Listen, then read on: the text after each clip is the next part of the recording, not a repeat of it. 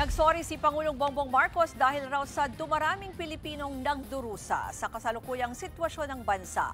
Pero giit ni PBBM, kailangan talaga natin itong pagdaanan bago tuluyang maalis ang korupsyon na ani ay kanser sa ating lipunan. Narito ang Express Report ni Maricel Halili. Aminado si Pangulong Bongbong Marcos, mahirap ang pinagdaraanan ng bansa ngayon, pero hindi raw pwedeng hayaan na lang ang talamak na korupsyon na mistulang cancer ng lipunan. And when you have to excise a cancer out of such a complicated system, you need to do some very major surgery. And to do that, and when you do that, you will bleed.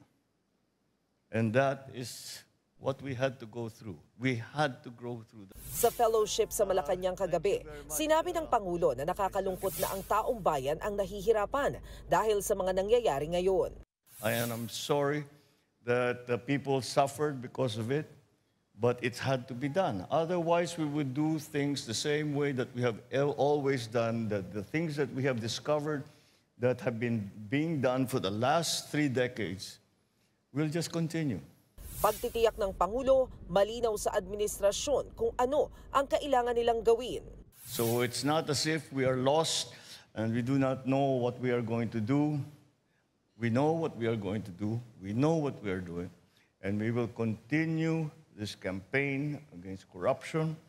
We will continue our campaign on this abuse and this entitlement that has shocked everyone, myself included. Pero isa raw sa pinakamabigat na hamon sa panahong ito na mainit ang usapin sa korupsyon ay ang mabilis na pagkalat ng fake news.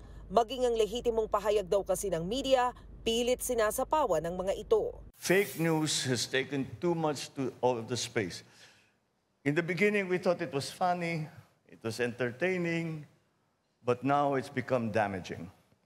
And that is something that we have to be concerned about.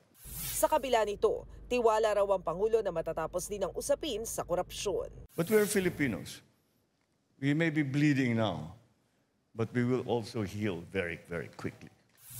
Nagbabalita mula sa Frontline, Maricel Halili, News 5. Mga kapatid, Ruth Cabalco, para sa mabilis na pasada ng mga balitang dapat niyong malaman, mag-follow at mag-subscribe sa social media pages ng News 5.